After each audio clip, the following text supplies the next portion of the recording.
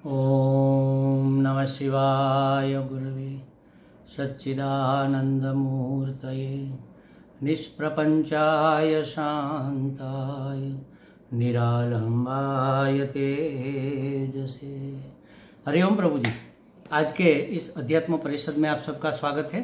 आज का प्रश्न मुंबई से पूनम भाटिया जी का है। उन्होंने पूछा है कि तमोगुण में और गुणातीत में क्या अंतर है। पहले एक सुधार में करवा दूं, तमोगुणी में और गुणातीत में क्या अंतर है, या तो ऐसा पूछे या ऐसा कहना चाहिए कि तमोगुण और गुणातीतपना उसमें क्या अंतर है।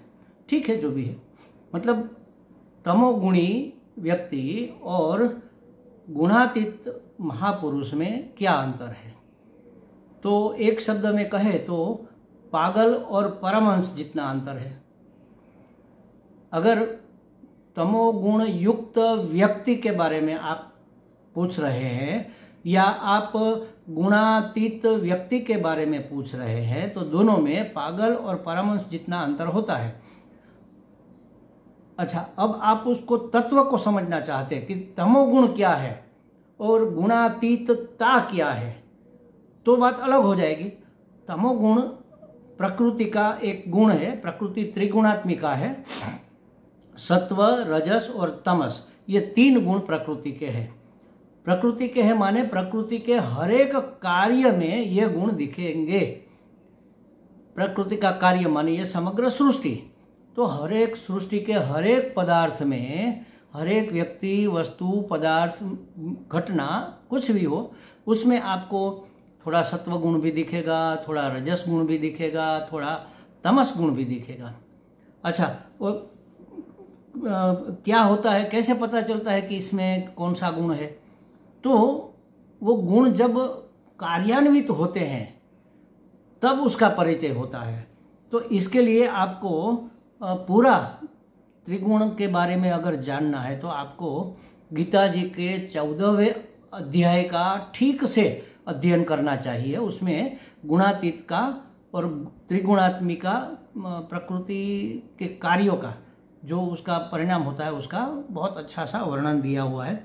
हम आपके प्रश्न के संदर्भ में 2-4 श्लोक आपको बताते हैं। जैसे एक 17वां श्लोक है, उसमें कहा है सत्वात् संजायते ज्ञानम रजसो लोभ एव च प्रमाद मोहौ तमसो भवतो ज्ञानमेव च। क्या कहा?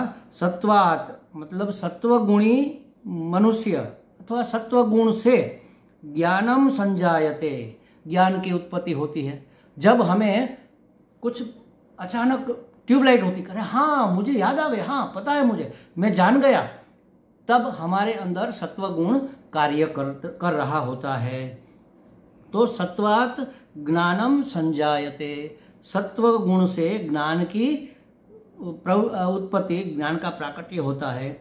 च और रजस एव लोभ, और रजस गुण से निसंदेह लोभ उत्पन्न होता है। जब हमारे अंदर कोई लोभ की प्रवृत्ति जगे तो समझ लेना कि हमारे अंदर थोड़ा रजस प्रवृत्तिमान हो गया है। तीनों गुण हर एक के अंदर होते हैं। तथा तमस प्रमाद मोहौ भवतः, तमस गुण जब व्याप्त होता है या तो तमस गुण की जब प्रधानता होती है, तब मनुष्य के अंदर प्रमाद और मोह और निद्रा और हिंसा और क्रूरता और निर्दयता, ये सब लक्षण प्रकट होने लगते हैं।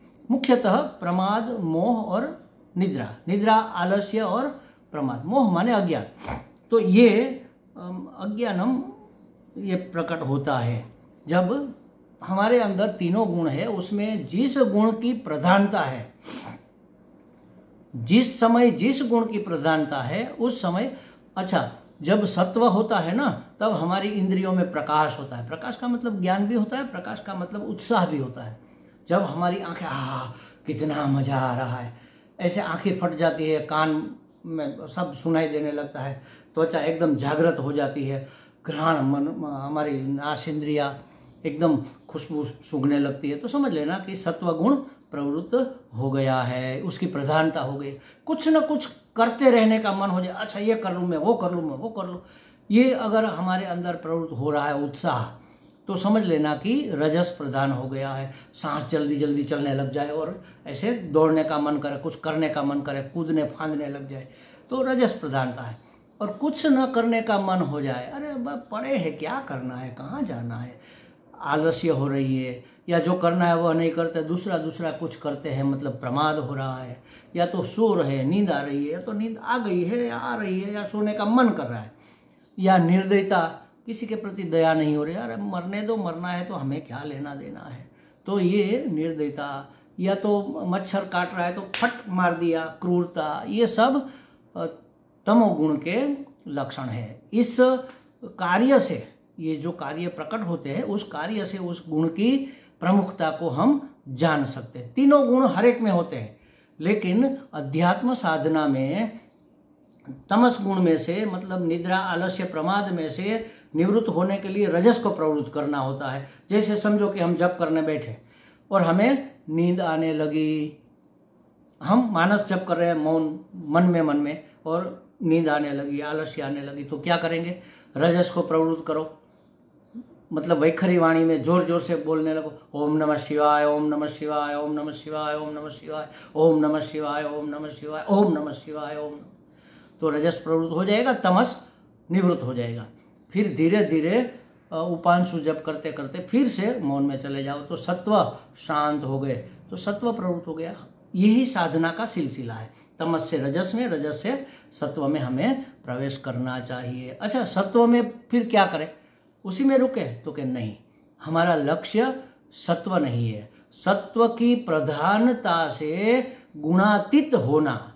देखो ये शब्द समझ लो, गुण अतीत, अतीत माने भूतकाल, जिसमें से ये तीनों गुण का असर चला गया है, मतलब कि ये व्यक्ति तीनों गुण से ऊपर उठ गया है, जिसको महापुरुष कहते हैं, जिसको महात्मा कहते हैं, वह तीनों गुण से ऊपर उठ जाता है, तो उसको कहते हैं गुणातीत। कैसे पता चलेगा गुणातीत कौन है, तो गीता जी के इसी 14वें अध्याय के 22वें श्लोक से लेकर 26वें श्लोक तक गुणातीत के लक्षण बताए। इस लक्षण से, इस परिचय, इस सिम्टम्स जिसको कहते हैं, इससे हमें पता चलता है कि यह व्यक्ति गुणातीत है या नहीं। क्या है देखो, भगवान उवाच, भगवान कहते हैं, प्रकाशम च प्रवृत्तिम च मोहमेव च पांडव न द्वेष्टि संप्रवृत्तानि न निवृत्तानि कांक्षति उदासीनवदासीनः गुणैर्यो न विचाल्यते गुणावर्तन्त इत्येव योऽवतिष्ठति नेङ्गते समदुःखसुखस्वस्थ समलोष्टाश्मकाञ्चनः तुल्यप्रिया प्रियो धीरः तुल्यनिन्दात्मसंस्तुतिः मानापमानयोस्तुल्यः मित्र मानापमानयोस्तुल्यः तुल्यो मित्रारिपक्षयोः सर्वारंभ परित्यागी गुणातीतः स उच्यते। उसको गुणातीत कहते हैं। किसको कहते हैं, तो कहा, हे पांडव, हे अर्जुन, भगवान अर्जुन को बता रहे, प्रकाश च प्रवृत्तिम च, सत्वगुण के कार्य रूप प्रकाश को माने अंतःकरण और इंद्रियों में आलस्य का अभाव हो जाए, उत्साह हो जाए, तो एक प्रकार की वह चेतना व्याप्त हो जाती है, उसको प्रकाश कहते हैं। तो सत्वगुण के कार्य रूप प्रकाश को और रजोगुण के कार्य रूप प्रवृत्ति को तथा तमोगुण के कार्य रूप मोह को भी एव न संप्रवृत्तानि न द्वेष्टि च न निवृत्तानि, तो ये तीनों कार्य के प्रवृत्त होने पर भी, सत्वगुण प्रवृत्त हो रहा है या रजोगुण प्रवृत्त हो रहा है या तमोगुण प्रवृत्त हो रहा है, तो भी न द्वेष्टि न कांक्षति, ये चले जाए या तो ये आ जाए, तमोगुण चला जाए, सत्वगुण आ जाए, ऐसी कोई आकांक्षा जो नहीं करता, उससे कुछ लेना देना ही नहीं है ना, उससे ऊपर उठ गया, चाहे सत्व हो चाहे रजस होता है चाहे तमस हो, देखता रहता है, वो अपना काम करते हैं, मैं तो उससे अलग हूँ, मैं तो उसका दृष्टा हूँ, मैं तो उसका साक्षी हूँ, तो उससे ऊपर उठ जाए। ऊपर जाकर बैठ जाए, वो नीचे बहते रहे, सत्वगुण की नदियाँ बहती रहे, तमोगुण की नदियाँ बहती रहे, रजस का बाढ़ चलता रहे, वो ऊपर बैठा देख रहा है, बस साक्षी मात्र है। उदासीन अवदासीनो गुणैर्न विचाल्यते, जो साक्षी के सदृश स्थित होकर गुणों के द्वारा विचलित नहीं किया जा रहा, नहीं किया जा सकता, और गुण ही गुणों में वर्तते हैं, मतलब इंद्रिया अपने कार्यों में प्रवृत्त है, ऐसा जो समझता है, मतलब सच्चिदानंद परमात्मा में जिसका एक ही भाव है उसमें ही वह स्थित रहता है और विचलित नहीं होता। मानापमानयो तुल्य, कोई मान दे कोई अपमान करे, दोनों उसके लिए समान है। मित्र और दुश्मन उसके लिए समान है। वैसे उसके मित्र दुश्मन होते ही नहीं, लोग उसको मित्र मानते हैं या लोग उसको दुश्मन मानते हैं, दोनों के प्रति उसकी दृष्टि समान रहती है। सर्वारंभ परित्यागी, ये बहुत महत्वपूर्ण है।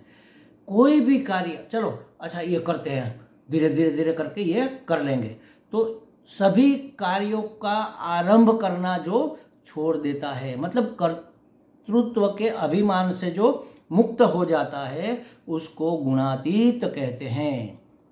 मतलब तीनों गुणों से ऊपर जो उठ गया, गुण गुणेषु वर्तन्ते, गुण अपने विषय में प्रवृत्तिमान होते हैं, होते रहे, हमें कोई दिक्कत नहीं है, हम तो देखते रहेंगे। उससे ऊपर उठ गए हैं जो, उसको गुणातीत कहते हैं। गुणातीत माने ज्ञानी, ब्रह्म ज्ञानी, परमात्मा ज्ञानी, परम ज्ञानी, गुणातीत कहा है। उसमें गुण तो होते हैं, गुण तो जब तक ये शरीर रहेंगे, लेकिन उसकी प्रवृत्ति से न तो उत्साहित होता है न तो निराश होता है, बस देखता रहता है। जो भी गुण जिस भी कार्य में ईश्वर की योजना के अनुसार चलता रहता है। भूख लगी तो खाना खा रहा है, नींद आई तो सो रहा है, बस वो तो देखता रहता है कि भाई ये शरीर खा रहा है, ये शरीर सो रहा है, या तो जीव कुछ बोल रहा है, कुछ कर रहा है, कुछ नहीं कर रहा है।